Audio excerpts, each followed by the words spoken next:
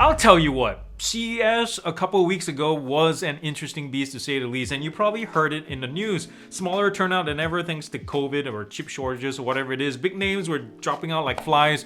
Google, GM, Facebook, Mercedes, Microsoft, Amazon, the works. But that didn't stop the remaining exhibitors from showing off some of their latest gear, and thankfully I was there to cover at least some parts virtually from the comfort of my couch. Now, first of all, do you remember Kyocera? I do, but to be honest, I didn't even realize they were at CES until their rep sent me an email and asked me if I'd like to try out Kyocera's latest rugged smartphone. Still made in Japan, the Kyocera DuraSport 5G UW, exclusive to Verizon at this point. And I read the basic specs and I was like, sure. A few days later, I have this in my hand, and I'll tell you what, I didn't think I'll geek out over such a device. This has got to be one of the most well-sorted mid-range rugged phones I've used in a while. Reminded me a lot of the Samsung S8 Active. Remember that one? Except in this case, upgraded for this decade. And from a company like Kyocera, no less. Yeah, this thing definitely came from the left field, in my opinion. And I'm putting it through the paces right now, which means a video is coming soon. I'll tell you in the first place, TLDR is not going to win any kind of performance or imaging awards, but you may be surprised by what this thing can do. I chatted with a company called Skyworth directly from Shenzhen, China, because they had smartly pulled out of CES at that point, about their latest unveil. And get this, it's a transformable 65-inch OLED screen called the W82, which won the show's Innovation Award. And the specs are strong, pretty up to par for 2022. Doesn't push the boundaries, but it's really nice and strong. 4K, 120Hz, Wi-Fi connectivity and all that. But the cool part is the bending screen is the highlight, because it curves with an 8 of a motor from 2000 curve radius, basically flat, all the way down to 1000 R. And watching the live demo, it's, especially from the side view, it's a really pretty bloody awesome experience and really surreal at the same time watching it bend. Although I'm not sure if the TV we had was a pre-production unit, but the engineers assured me it was not, because it produced a rather audible clicking noise, which could have been either the pinion gears click-clacking away at the back or the rare shell pieces rubbing against each other as they moved. I hope the engineers figured it out before production, and in terms of availability, it's unknown when we'll get it stateside, but it is, and I heard also that they're ramping up production in Mexico. I'll try to get my hands on one of these for at least like gaming purposes and such, so you know, let's cross our fingers there. You might have heard about this over the past few years, but the Haymaker gaming headphone has been like buzzing the CES scene in various stages of development since, I don't know, 2019. And this year, we finally have the complete piece. And here's a picture of it. It's full-on massive. It's really huge right next to the case, especially you can tell the scale. And I'm going to be getting one of these to test soon, so I'm going to reserve my opinion until then. But so far, the specs themselves are what you expect from a $330 device. Yes, that's really expensive. Multi-mode noise cancellation, low latency gaming, aptX HD and aptX low latency, RGB LED lighting, but of course, strong battery life, touch controls, among other things, the usual stuff. But what got my attention especially was the inclusion of DiRAC 7.1 processing. And when I spoke to the founder, Matt Bremier, he said that this is one of the first times DiRAC themselves tune a third-party headphone, not just dump a preset and then call it a day.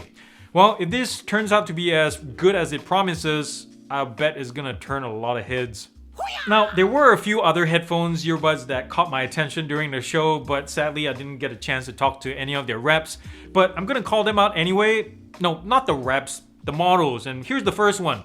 Jabra Elite 4 Active, $120, workout focus, so I guess it's IPX7.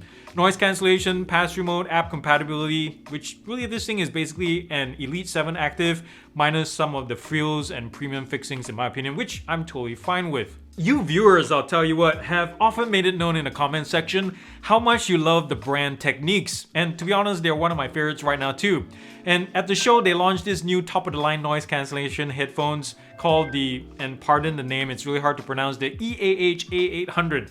It looks totally promising. For $350, it nabs you 8 mics on board, multi-point Bluetooth connection, LDAC high-res support, and get this, 50 hours of battery life with active noise cancellation on. And I know that Sony and Bose rule the roost right now at the moment, but I'm always rooting for the underdog like Technics to give them a run for their money. So go Technics, you can do it.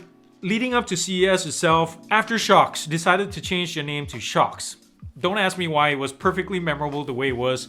But then for the show, they launched this, the Shox Open Run Pro. It's their 9th gen bone conduction headphone that promises improved bass, less sound leakage, 10 hours listening time, quick charge, and a titanium frame that's really lightweight and strong for $180.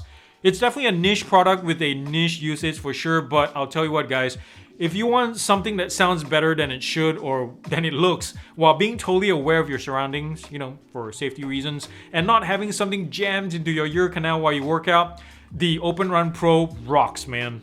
And the review is coming up soon. Later in spring of this year, JBL will launch a trio of $150 earbuds each, namely the Live Free 2, which has a bud design, the Live Pro 2, you guessed it, is a stem style design, and the Reflect Aero, and you guessed it again, it's a workout earbud. And all three have adaptive noise cancellation, access to the JBL app, 6 mics total, Google Fast Pair, and also boast pretty long battery life from like 7 to 10 hours depending on the model. I particularly like the Live Free 2 because look at this thing. It's so cute and tiny, like a little kidney bean. And did you hear about these ones too? The JLab Go Air Tones. They're launched in 7 different colors to match your skin tone, if you believe it, which I think is a nice idea, especially since it only costs $20. So theoretically, you could start out or own a lighter color version, and then when summer comes and you get a stronger tan, you can switch out to a darker color to accessorize with your skin. For $40, that's not bad at all. But that said, the 7 colors that JLab chose seem awfully narrow, don't you think, considering humans have way more skin tones than that? Like, where's red, which is really the color my wife turns to when she's exposed to the sun, like every other Irish person. And just look at this picture. None of the cases really match the people holding them. The nail polishes really give the illusion that they do, but let's not kid ourselves here. Now, it would be a whole other story if these were made like, say, of chocolate, like the bottom 2 are, or caramel or toffee like the left and right ones, or bubblegum for the pink one. They'll sell a whole buttload of these. E-bikes, mark my words guys, are definitely trending this year. There was like 30 plus e-bike makers all showing off their wares at the show, which really says a lot. And one that drew my attention was something called the Moonbike, a half-sized electric snowmobile, and I chatted with the founder, Nicolas Mouron, who just so happens to be a very, very French man. But the idea he has with the Moonbike is to create a lightweight snowmobile of sorts, 191 pounds, small enough to fit in the back of a truck, or bed of a truck that can hit 26 miles an hour, climb 40-degree slopes, groomed of course, handle 12-inch deep snow, and last about an hour and a half of riding with the single battery model. That's a dual battery one. I particularly like the looks of this thing and the fact that you sit down low to the ground for better control and safety. And this thing is only 27 inches wide and 3 times lighter than your average snowmobile. That's awesome. But of course, the performance figures on paper only say and prove so much. And Nicholas kind of mentioned a meteor ride event in the East Coast sometime soon. So if I play it nice, I get to cover the event for you and see what the fuss is all about. Shifting gears now. Our friends over at Tachian Industries have, hallelujah, finally opened up their DJI Mobile SDK to the Mini 2, the Mini SE, and the Air 2S quadcopters. And what this means to us plebeians is that third-party developers like Lychee can now integrate features missing currently in these models, like pre-plan out our routes with waypoint flying, follow me modes, more photo and video functions hopefully, and potentially even FPV controls with supported goggles. I can't wait for the stable release to come out. I've seen some beta videos out there and some of the functions are working pretty darn well. You know, the hype train for the Pixel 6 and the 6 Pro has long come and gone, and you can tell because the press is already yapping on about what the 6A or the 7 should be or should look like or should have. But just like any other good wine, you need to let it age a bit and then you can enjoy it in full. And so for the past couple months, I've been learning a lot about my 6, and the full review, guys, is coming later this month, which will reveal why I believe that the regular 6 is more mid-range than flagship. Yes, I'm gonna step on a lot of toes right there just by saying that, but stay tuned for the video. Well, that's it for the news today, guys. Please subscribe if you like what I'm doing and show your support. Remember to turn on the bell notification icon down below to get notified whenever I launch new videos. Remember to thumbs up if you like this video as well. You can follow me on Patreon, Facebook, Insta, and Twitter so we can connect there. And I can't wait to see you guys next time. Remember to do something kind and loving for somebody in this world, because guess what? The world needs it more than ever, and it starts with you. Adios, God bless, and peace out. Whoosh.